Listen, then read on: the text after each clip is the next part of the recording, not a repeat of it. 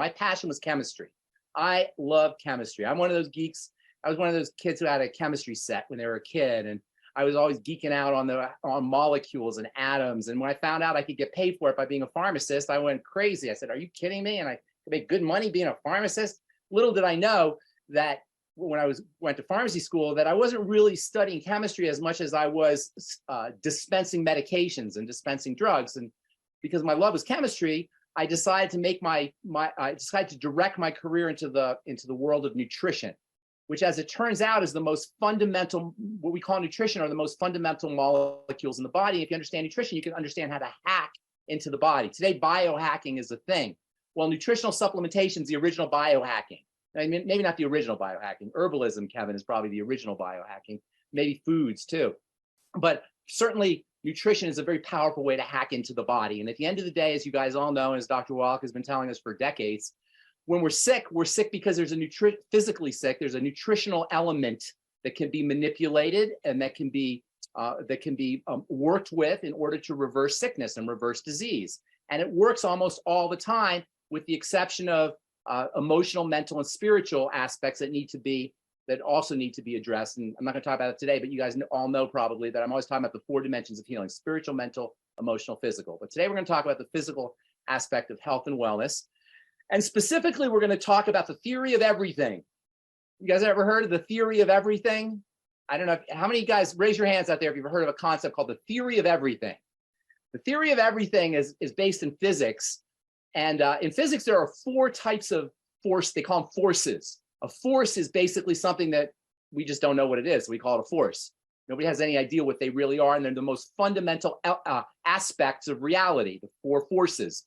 And the 4 forces are the electrical force, or the electromagnetic force, technically, the force of gravity, and then what they call the strong force and the weak force, which are forces that are involved with atoms. But the problem is, each one of these forces has requires different mathematics in order to work with, and physicists are looking for one theory that governs everything. So you don't have to have mathematics for electromagnetism, mathematics for gravity, mathematics for the strong force, mathematics for the weak force. Physicists have been looking for 100 years now for a theory that covers everything. So what I did, is I came up with a theory of everything for health, for wellness, for disease, for recovery. And I came up with this theory of wellness by observing sick people. I got to observe, as a pharmacist, sick people on several levels. I got to observe sick people in my pharmacy. So I got to observe sick people clinically. I also got to observe large numbers of sick people because I was doing presentations and I was doing talks. And people would come up to me after the talks, or that I would get to meet large amounts of people and hear about their illnesses. And from all of these various data points, and that's what I consider all of these people I was seeing was data points, I realized that there were commonalities in all of their illnesses. I realized that no matter what disease people had, no matter what health challenge people had, there were always the same basic underlying conditions. And this is what I mean by a theory of everything. I came up with a theory of the development of disease that addressed all kinds of health challenges, ranging from neurological health challenges to circulatory health challenges to immune health challenges to dermatologic health challenges. This theory of everything covered was the foundation for all of disease. And that led me to 2 conclusions. Number 1, if you did not address the foundations, the theory of everything for your disease, you were going to fail. And this is what accounts for the failure of our modern medical model. They don't address the theory of everything. And the converse is, if you address the theory of everything, no matter what your health challenge is, listen up, people, no matter what your health challenge is, if you address the theory of everything, you will begin to get better. Guaranteed 100%. And this gives us tremendous power, because it means we don't have to be a medical expert to address all the different health challenges. All we gotta do is address the theory of everything. It means that we do not have to suffer with going from doctor to doctor, a healthcare professional, in order to address whatever we're dealing with. You just got to go to the theory of everything. We just got to go to the foundation. And this foundation frees us from the medical model. It frees us from having to go to authorities and other people to help us with our health challenge. It frees us from all of the standard ways that we know don't work for addressing the number one physical scourge in the world, which is chronic degenerative disease, CDD, which is the bulk of our health challenges and the bulk of our health costs and the bulk of our health misery, chronic degenerative disease. So what I'm going to tell you about today, this theory of everything, I call it the triangle of disease, are the 3 points that need to be addressed and that underlie all health challenges. If you address the triangle of disease on one side of the coin, if you address the triangle of disease, all your health challenges will begin to resolve. If you don't address the triangle of disease, they will not. Okay, that's how significant this triangle of disease is. And I noticed this, like I say, from working with hundreds, maybe thousands of people over certainly thousands, maybe tens of thousands of people over the last 25 years. So the theory of everything is the triangle of disease. These are the 3 points of bodily breakdown that occur sequentially, that is developmentally, over the course of a standard human being's lifetime, that ultimately shows up as chronic degenerative disease. And when we have a chronic degenerative disease, we have a root. You can think of chronic degenerative disease as the leaves on a tree, and you can think of the triangle of disease as the root of the tree. If you want to get to the root of the tree, you got to get, or the root of the disease, you got to get to the triangle of disease. And that's how powerful this thing is. All right, so let's talk about the 3 points that are what I call the triangle of disease. The first point on the triangle of disease is the first thing you have to address. And if you address nothing else, this is the main thing to address no matter what your health challenge is. And you guys all know what it is. It's the digestive system. Digestive system meaning it really encompasses from your mouth to the other end where you excrete, but really it's based, the most important 2 components are the stomach and the intestine. And that's what we're going to talk about here in a second.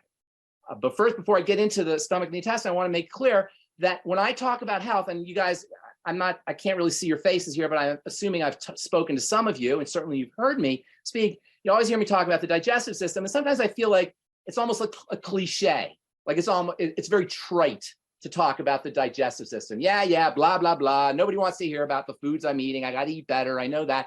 But it's much more significant than that, because the digestive system is where the outside world meets the inside world. The body is a closed system, except for 3 major portals.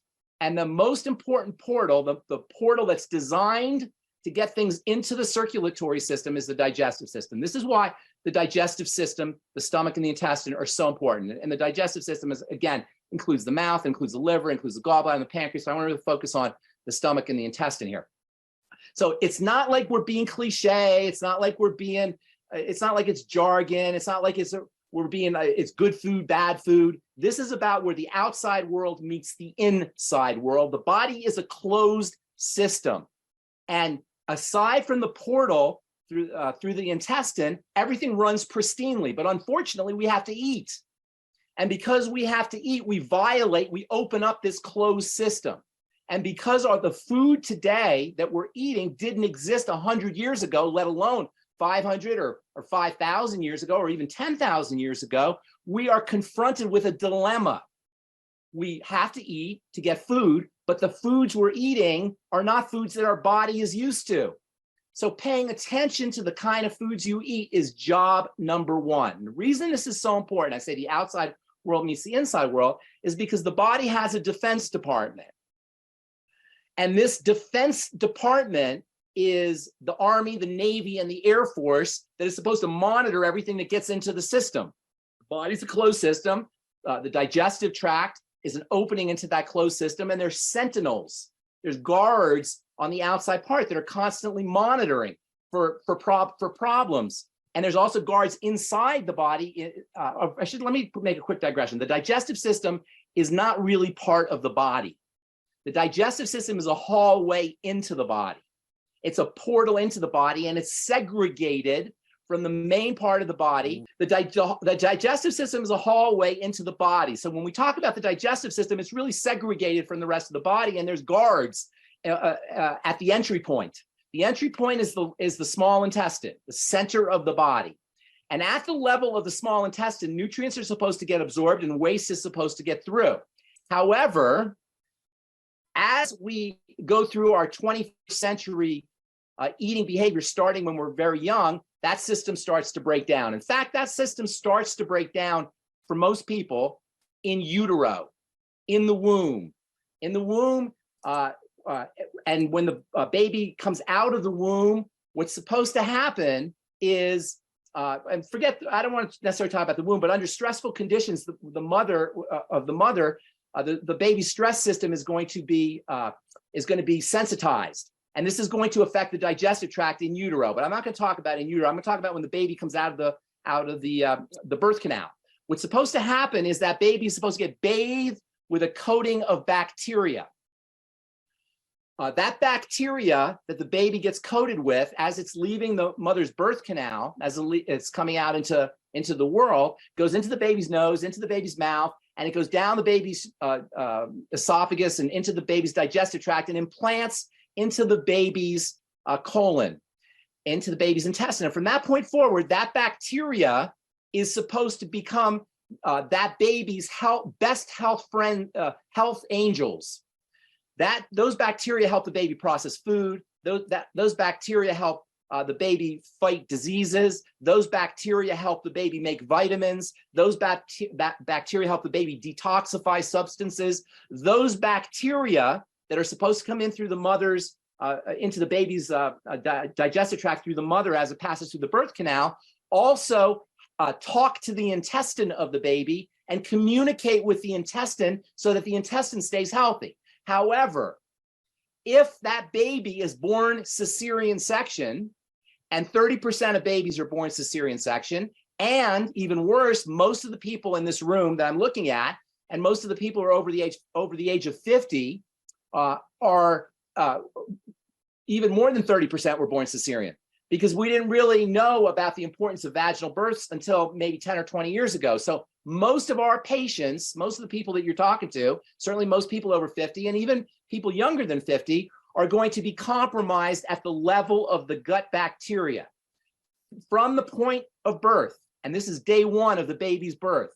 So beginning with day one, for 30% or more of the population, that individual is beginning to be compromised, and that triangle of disease is beginning to kick in from day one. And I didn't even talk about in utero, but certainly from day one for 30% or more. Now, that baby, when it's born, there's a system in place for that baby to grow. The baby can't eat food.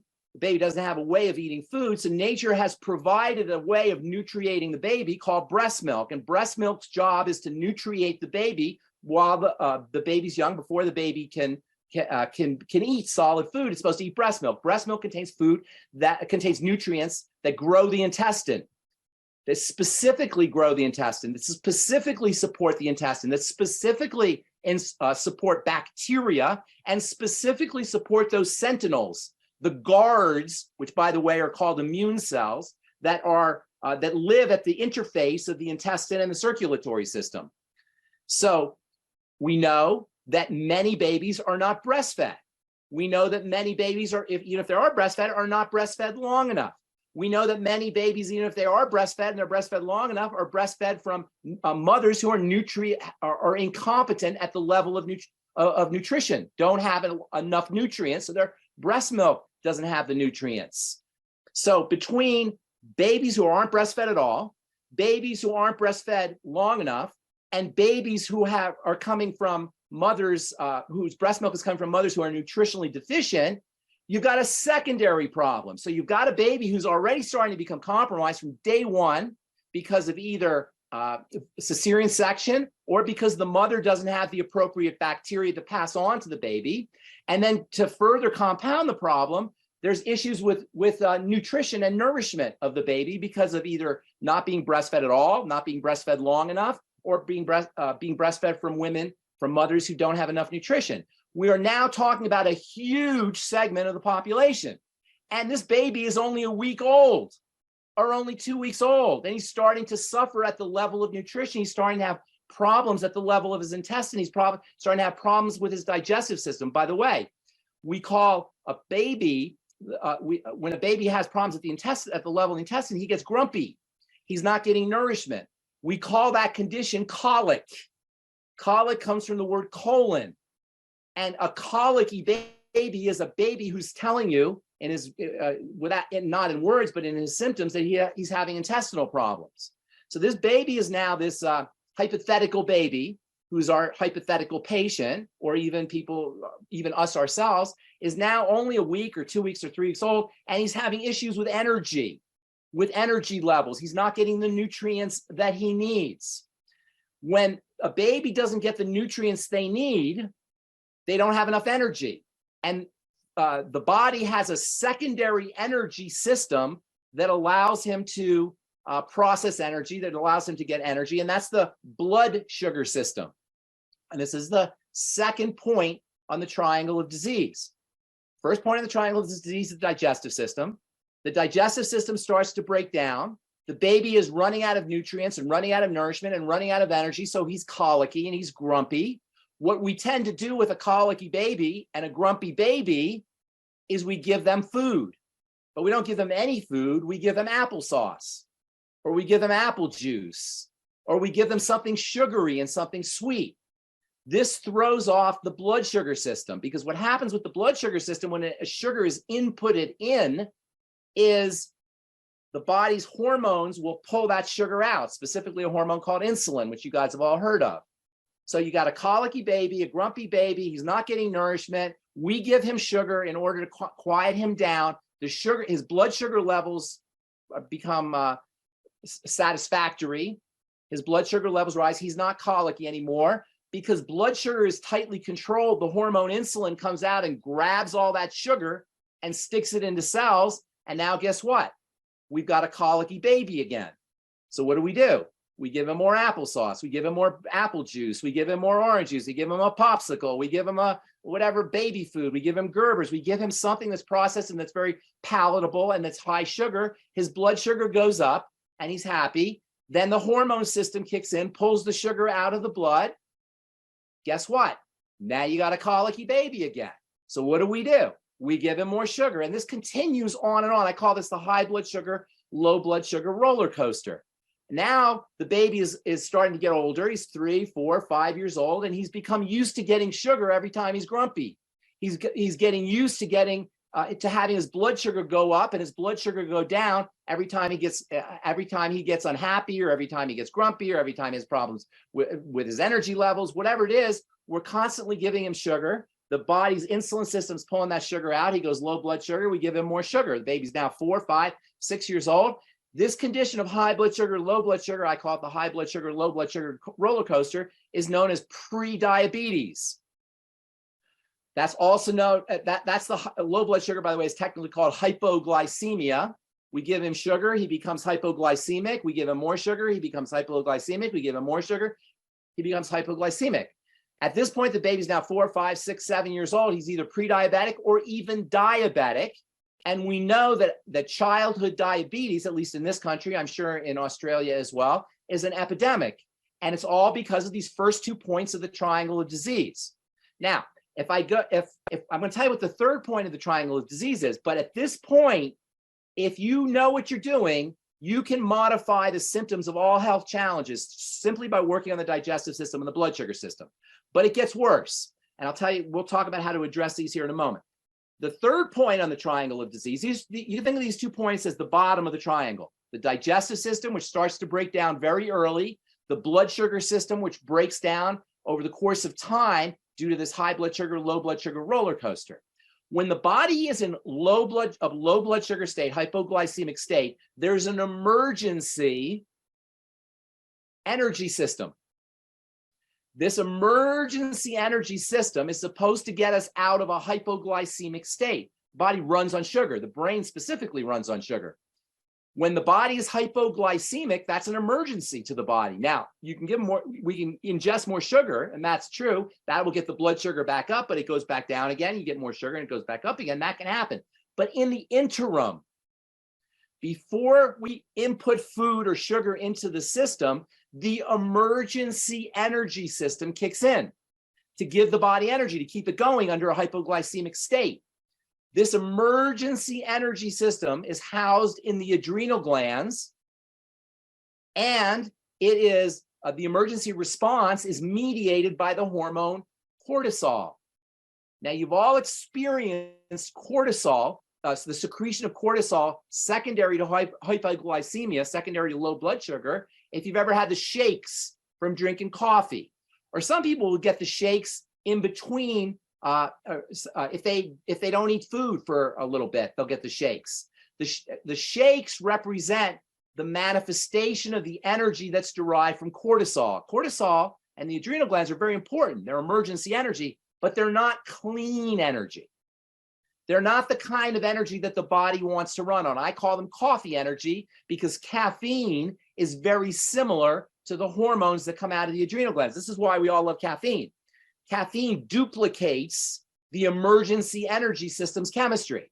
Caffeine duplicates the hormones that are secreted from the adrenal glands to get us out of a hypoglycemic jam. So you've got digestive issues that begin from day one. They continue on and they lead into the high blood sugar, low blood sugar roller coaster condition. In the interim, in the low blood sugar interim, the adrenal glands secrete cortisol to get us through the jam. That gives us sugary energy. So now you got a baby who's got digestive problems. He's got hypoglycemia problems. He's got obesity issues and weight issues because he's constantly inputting sugar that's being pulled out of his blood and being stored in fat cells. And he's got issues with stress. And by the way, this kid is now a teenager. And he's got elevated cortisol, and he's got weight problems, got blood sugar problems, and he's got digestive problems. For most of us who have not corrected this condition, this situation, these 3 points of breakdown continue on into adulthood. But here's where it really becomes problematic. It's bad enough right there. But here's where we take the leap into chronic degenerative disease. In your neck area, you've got a gland called your thyroid gland. The thyroid gland secretes thyroid hormone. Thyroid hormone is the key that turns on all biochemical reactions. All of our biochemistry, there's the biochemistry of the heart, the biochemistry of the muscles, the biochemistry of the liver, the pancreas, the biochemistry of the spleen, the biochemistry of the immune system, all depend on thyroid hormone. Thyroid hormone's job is to make things happen. Thyroid hormone gives all of the cells the energy they need to do their work. They give the heart cell the energy to heart. They give the spleen cell the energy to spleen, the muscle cell the energy to muscle, the brain cell the energy to brain. All the cells of the body do whatever they do under the rulership of thyroid hormone. When cortisol, stress hormone levels, are chronically high, following this high blood sugar, low blood sugar roller coaster, which in turn is following digestive distress. I want you to see this sequence because this is developmental. It happens in a sequence. Digestive system breaks down, you get the high blood sugar roller coaster, you get hypersecretion of cortisol. When cortisol is chronically secreted, the thyroid will slow down to balance things out. The body will slow down the secretion of thyroid hormone. That is called hypothyroidism. And the main reason, one of the main reasons why we are hypothyroid generally is because we're hypercortisol. Now, because the thyroid regulates everything, every cell in the body, once you get into hypothyroidism, everything slows down. And hypothyroidism is the jumping off point to all chronic degenerative disease. I don't care if you're talking heart disease or skin diseases or autoimmune diseases or neurological diseases, whatever your disease is, underneath it, you have hypothyroidism. You don't need to have your thyroid checked. What's more is the things we take for our thyroid can't help. And every pharmacist knows that Synthroid and thyroid medicine is among the most useless medicines a patient can take. And everybody who takes thyroid medicine knows, and I'm sure some of you guys in this room know this, because thyroid medicine is like the #2 or #3 best-selling drug on the planet. What does that tell you about hypothyroidism? Everybody practically is hypothyroid. Everybody who's on Synthroid or thyroxine or whatever you want to call it, Cytomel, there's a whole bunch of different ones, will tell you, knows that they got to keep changing the dose because their body keeps adjusting to it. It is the dumbest of all medications that people take, because all you're doing with Synthroid is you're giving yourself thyroid hormone, but the gland is shutting down. The gland is slowing down to compensate. So you're trying to fight the body's adaptive and evolutionarily mandated mechanisms for balancing things out by taking Synthroid. It doesn't work. Your body's like, you're crazy. I need to calm down now. I need to slow down because we're hypercortisol. So underneath all chronic degenerative disease, you have hypothyroidism, secondary to hypercortisolism, tertiary to dysglycemia. Dysglycemia means messed up blood sugar. You don't have to be diagnosed as a diabetic, by the way. You can have your blood sugar can be normal. I hear this all the time. Oh, I've had my blood sugar test. It's normal, but I have heart disease, but I have Parkinson's disease, but I have an autoimmune disease. If you have an illness, guaranteed you've got dysglycemia, 100%, even though your blood sugar is normal, which is just based on a silly metric anyway, but that's a whole nother story. And then behind that, you have a digestive issue. This, my friends, is every single health challenge if it's chronic. Now, infections are a little different, traumatic issues are different, but we're talking about chronic degenerative disease, which is the bulk of all health challenges. They're always, not 99.9%, 100% substandard by this triangle of the thyroid, cortisol, dysglycemia, and a messed up digestive system. If you do not address those points of this triangle of disease, by the way, the third point is what I call the adrenal thyroid complex. They're linked together. So it's not really 4 points. It's 3 points. That top of the pyramid, or the top of the triangle, I should say, is the adrenal thyroid complex. And it's a link between the adrenal glands and the thyroid. The adrenal glands are your stress glands. The thyroid are your regular energy glands. When the adrenal gland is suppressed or is active, the thyroid will eventually slow down. Hypothyroidism, that's the leap into chronic degenerative disease. The bad news is if you don't address those points, you're not going to be successful. And this accounts for the failure of the modern medical model for addressing chronic degenerative disease. You now know, if you understood what I just said, you now know more than your doctor about chronic degenerative disease. Because if you go to a physician for heart disease, what's going to happen? They're going to treat your heart. If you go for Parkinson's disease, they're going to treat your brain. If you go for amyotrophic lateral sclerosis, they're going to treat your back or your joints. Or if you have arthritis, they'll treat your joints. Whatever it is, they're going to treat the leaves of the tree. But you can't fix the leaves of the tree unless you go to the root, and the root is the triangle. So if you understand what I just said, you can understand why medicine fails, why the modern medical model will tell you there's no cure. You can't even say the word cure, because the modern medical model is just trying to treat the leaf, and you can't treat the leaf unless you get to the root. So they'll say there's no cure. I say we don't need a cure. What we need is a reversal, not a cure, a reversal. And you reverse by going backwards through the triangle. And this is for every single chronic degenerative disease. That's why this is so important. The first thing you do, always, always, always, always, is you work on the digestive system. And the reason you work on the digestive system, because that's where the inside meets the outside, or I'm sorry, where the outside meets the inside. Once you work on the digestive system, you start to work with the blood sugar system. You stabilize it, and not surprisingly, if you understand this triangle, the best way to stabilize the blood sugar system is by working with the digestive system. And then once you stabilize the blood sugar system, you calm the body down. You slow things down, you relax the body, but you can't relax the body unless you work on the blood sugar system and the digestive system. So all these 3 points are linked. But the good news is once you slow the body down, once you stabilize the blood sugar, once you correct digestive problems, all the symptoms upstream will begin to resolve themselves on their own. That's the beauty of the triangle of disease, and that's why I call it the theory of everything.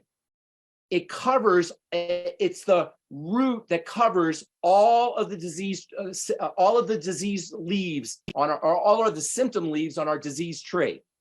It's the root that covers all of the symptom leaves on the disease tree. So how do we make this practical? Well, first and foremost, no matter what your health challenge is, no matter what it is, you have to see what's getting into the system through food that's whacking out the intestine specifically, the small intestine. Again, the liver's involved, the pancreas is involved, the gallbladder's involved, the stomach's involved. But I want to focus here on the small intestine. The small intestine is where all the bacteria are. And really, the gut bacteria are the root, are the root of the root. If the triangle of disease is the root of the tree, the root of the root or the soil is the gut bacteria. It's analogous to the bacteria in the soil of farmland. And any good farmer knows that their soil needs to have microbes in it, needs to have bacteria in it. Well, our soil is our intestine. And the intestine is the soil of the tree. And like the soil in the farmland, it needs to have the microbes. The microbial population in the intestine is tightly regulated. And once the bacteria become thrown off, that's a condition called dysbiosis. And that really is the root of the root. If the triangle of disease is the root of the tree, underneath that is the dysbiosis. So you correct the dysbiosis. What do you do? First and foremost, you got to figure out what kind of foods you're getting into the system to throw off the bacteria. And the best way to do that is to go by your symptoms. Now, let me just do a quick digression here.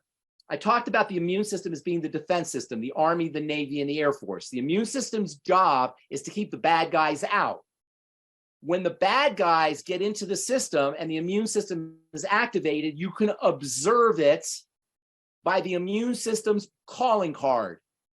The immune system has a calling card. We can see that the immune system is activated by this calling card. This calling card is called inflammation. Inflammation is the calling card of the immune system. Inflammation is like your airbag in your car. Inflammation protects you from the bad guys, protects you from damage. Now, when we think of inflammation, we think of the kind of inflammation like a black eye or a broken leg, the kind of inflammation where you're purple. And that's true. That's inflammation. That's an airbag that's protecting that broken leg or that twisted ankle or the black eye.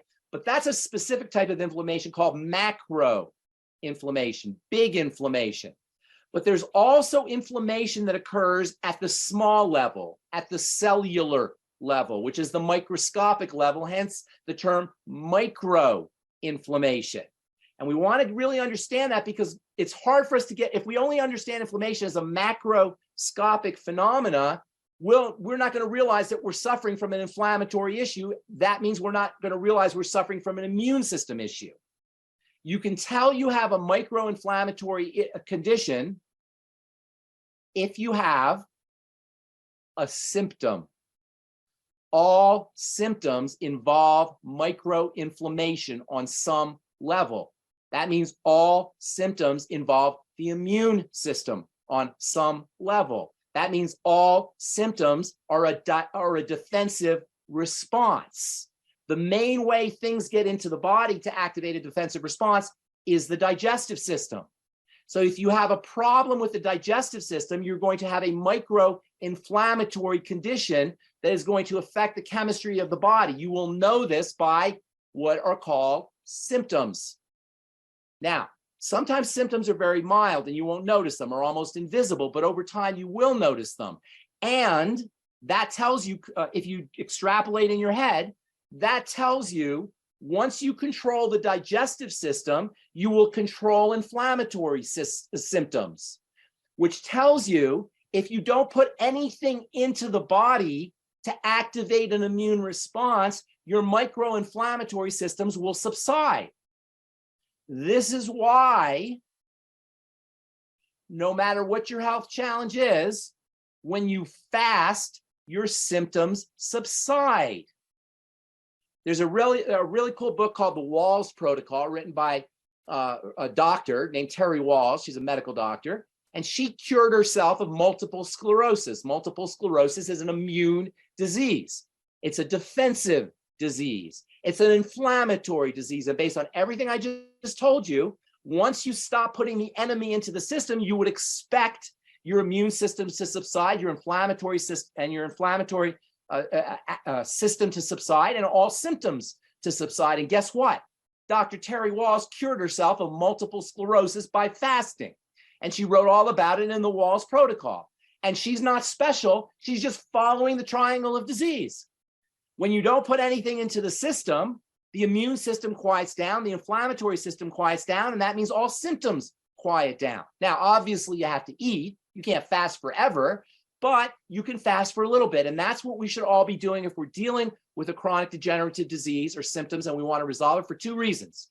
Number one, when you fast, you'll get immediate relief based on that whole thing that I just talked to you about with the immune system and the inflammatory system and symptom manifestation.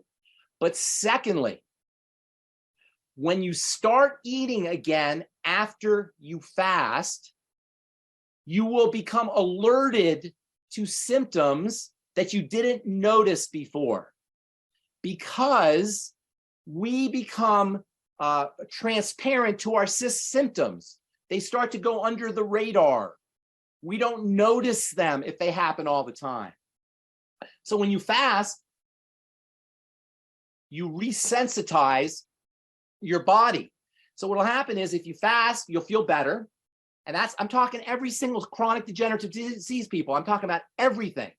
When you fast, you'll feel better, because now the enemy's not getting into the system, the inflammation is going down, and the symptoms are always micro-inflammatory in nature. So you're going to feel better when you fast, all symptoms. But even better, when you start eating again, all of a sudden you're going to notice things. You're going to be like, oh my God, every time I have corn, I bloat. Every time I have sugar, my back hurts more, my joints hurt more. Every time I have oats, I get constipated. You'll start to see connections that you didn't see before. And this is important for a couple of reasons. Number one, it's important because it gives you vital information, but it's also important from a business standpoint, from a longevity distributor standpoint, from the standpoint of how you're communicating to patients. Because number one, for a couple of reasons. Number one, when they fast and they feel better, a light bulb's going to go off in their head. And it might go off in your head, because all of a sudden you're going to realize, or your patient or your client's going to realize, that there's something we're doing that's impacting our health, that we have control over our symptoms. Something as simple as not eating, and my back feels better, and my skin clears up, and my heart is beating more effectively. I'm not going into arrhythmias, something, or whatever it is. Something as simple as fasting can give me control. That shows your patient that all of a sudden they have control over their life. People, and you may be able to relate to this. I can't really see you, but I'm assuming some of you have health problems. When you have a health problem and you're going to the doctor, you feel so impotent. You feel so scared. You can't do anything. It's not only scary, it's frustrating. It's a horrible position to be in, this situation where you don't know anything about your body. You have no control over your body. The doctors aren't helping you over your body. And now you can show your patient that something as simple as not putting stuff into the mouth, as simple as that, can have a huge impact on their health. So number one, you can show your patient how much impact they have on how their body shows up. Number two, it shows your patient, your client, that you know what you're doing, that you understand a little bit about biochemistry, because for the first time they're getting relief from their acne or their psoriasis or their Parkinson's shakes or whatever it is. So it demonstrates to your patient, your client, that you know what you're doing. And number three, and maybe even most importantly, maybe it should be number one, is you vest your patient. You always want your patient, your client, vested in their health. You don't want to be in the position of just telling them what to do. You want them involved in their own health. And by fasting and then doing the second step, which I didn't tell you yet, they become involved in their own health. The second step is called the elimination diet. And that's what happens after you fast. After you fast, you start to notice certain foods are causing problems. You start to eliminate those problems. Okay, that's called the elimination diet. And it always helps to do what's called a food diary in between. So a food diary is the link between the elimination diet and fasting. After you eat, you start writing down everything you put in your mouth and how you feel afterwards. It takes a couple of weeks maybe, but you're going to start to notice these patterns. Don't try to use your memory. It's very easy to forget things. It's very easy to forget the connection between symptoms and the foods that we're eating. You've got to write it down. That's called a food diary, and that leads you to the elimination diet, which is basically just eliminating problem foods. Now, I know we have the 10 bad foods and there's the gluten issue. Don't get hung up on that, because there's a lot of things in foods that are not gluten that are a problem. And people, when they hear gluten-free, when they hear gluten's a problem, they think gluten-free, and we'll eat gluten-free brownies and gluten-free pizza and gluten-free beer and gluten-free pretzels and gluten-free bread and gluten-free, lots of things that are gluten-free. But there's other things in corn and in oats and in grains in general that can potentially be a problem. And I know you guys have heard me talk about this before, but I'll just say this real quick. We as human beings love to eat one type of food that is powerful and loaded with nutrients. It's called a seed. Nuts are seeds, beans are seeds, and of course, grains are seeds. And human beings, or human civilization, I should say, evolved when we figured out how we could eat seeds, specifically how we could eat grains. See, grains are and seeds in general are very problematic. Why? Because nature doesn't want you eating its seeds. That's where life comes from. Nature is very protective of its seeds.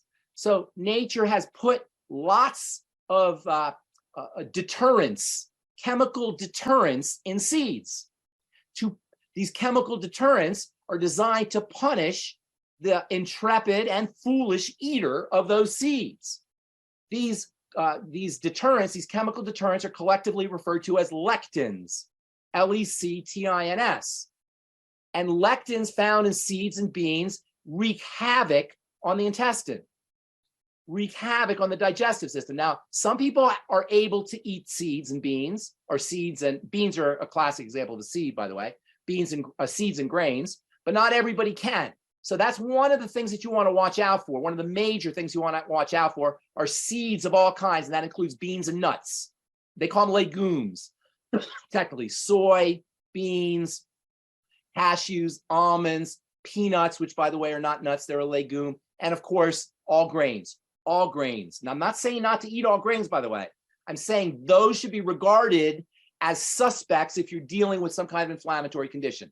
And those should be observed in your fasting food diary. And ultimately, if you need to eliminate them, they should be part of the elimination diet. Eggs can also be a problem. And eggs are often a problem, which is unfortunate because eggs are a very quality food. And then, of course, dairy is almost always a problem. I say almost always. Some people can handle dairy, but that's another thing to suspect. So the 10 bad foods, of course, they're bad. But really, what you want to do is you want to have somebody pay attention to what their main battles are, and they'll usually involve legumes and grains, eggs and dairy. Although it can involve anything. That's why you want to do a food diary. You also want to repopulate the bacteria, the intestinal bacteria, and that's where the nightly essence comes in and the daily digest comes in. And there's a new product, which the name is escaping me, which is a great powder that helps restore gut bacteria that acts as a prebiotic. Real quickly, because you're going to hear these terms in the future, people throw these terms around. Bacteria, the bacteria in the gut are involved in three different there are three different avenues to approach the bacteria in the gut.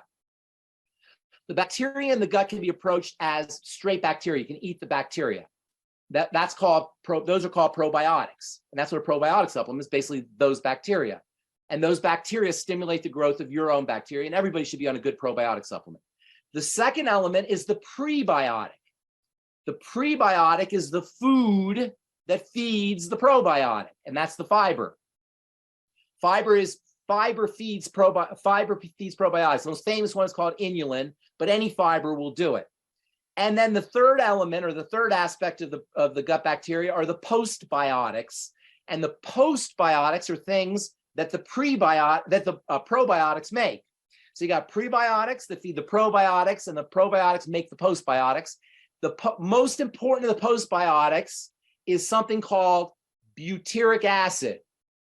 Butyric acid is a powerful nutrient specifically for the cells of the intestine, and it comes from probiotics. You can eat butyric acid in the form of butter. In fact, the name butter comes from butyric acid. Butter is a very good source of butyric acid, but you can build your own butyric acid. And one of the best ways to build your own butyric acid is with something called the ketogenic diet. The butyric acid, by the way, also satisfies you, so you eat less food. So the ketogenic diet is self-satisfying, and when you have good, healthy bacteria that are producing butyric acid, that's also satiety-inducing. Ketogenic diet, by the way, and I don't want to talk too much about it, but since I mentioned it, the ketogenic diet is a high-fat diet, and everybody loves that. They like, yippee, bacon, potato chips, hamburgers, all the yummy fat foods. Wrong. That's not the ketogenic diet. The ketogenic diet is a high fat percentage diet, meaning it's a high percentage of your calories are fat, not total calories, just a percentage. The key element of the ketogenic diet is it's a 1,200 calorie a day diet, where most of those calories come from fat, and some comes from protein, and very little comes from carbohydrate. So the most important part of the ketogenic diet is not the yippee bacon, high fat, it's the low calorie, the 1,200 calorie in combination with a high percentage of those calories coming from fats. And the ketogenic diet has got incredible benefits for almost all health challenges, but in terms of what we're talking about today, it helps you make this butyric acid, which is very satisfying, very important for intestinal health, and bonus, butyric acid puts you in a really good mood. Butyric acid is a mood enhancer. And all that comes from the ketogenic diet. It also comes from good bacteria in the gut. Now, there's way more things in addition to probiotics, in addition to the elimination diet, in addition to the ketogenic diet that you could do for the digestive system. One of my favorite longevity products is the Ultimate Enzymes, because the Ultimate Enzymes not only are great for the digestive system, they also contain lots of anti-inflammatory power. Digestive enzymes are anti-inflammatory. So it's a great bang for your buck supplement. It's very inexpensive and you get lots of benefits. And then the last supplement I'll talk about for the digestive system, which is very underappreciated, is the glucogel caps. The glucogel caps help strengthen the intestinal barrier. So you got lots of strategies for dealing with the digestive system. If you do just that, the first point in the triangle of disease, you'll immediately start to improve. Your health will immediately start to improve, no matter what your health challenge is. But there's more, and that's the blood sugar system. Stabilizing the blood sugar system, because it's connected to the first point of the triangle of disease, the best thing to stabilize the blood sugar system is to keep your calories down. Calorie restriction with optimum nutrition is the only the only scientifically validated way to increase longevity. Calorie restriction stabilizes the blood sugar system. So immediately, just by eating less food, fasting, ketogenic diet, you're going to start stabilizing the blood sugar system. But of course, the most important thing to stabilize the blood sugar system is to not eat foods that throw it off. So you can stabilize the blood sugar system by working on point number 1, but you can also work on point number 2. And the best way to do that is to not eat what are called high glycemic index foods.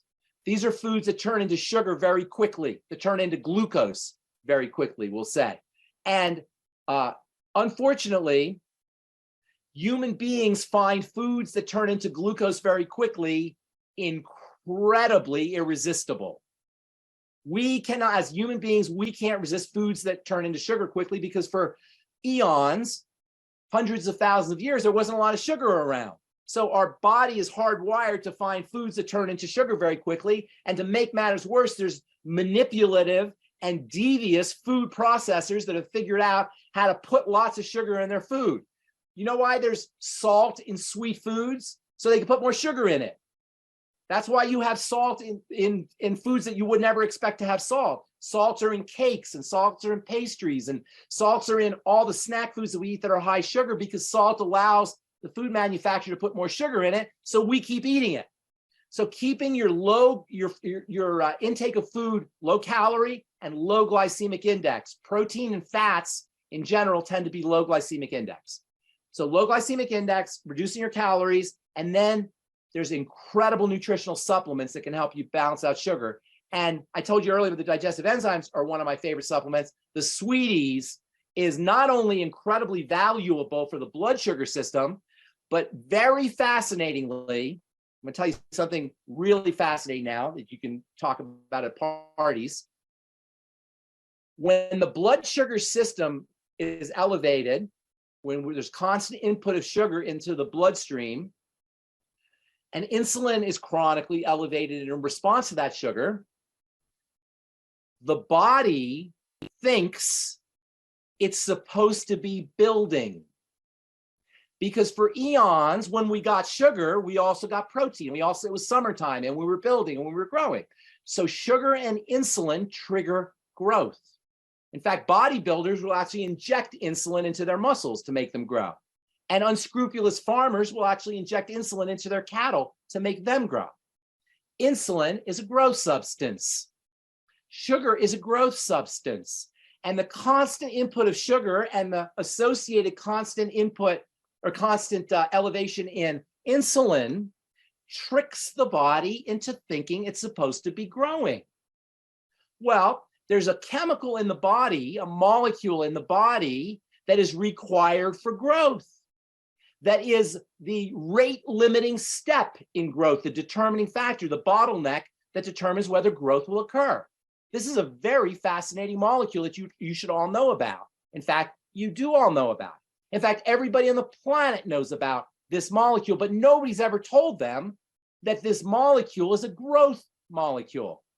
And under conditions of what's called hyperglycemia, too much blood sugar, and hyperinsulinemia, too much insulin, this chemical will be secreted in abundance.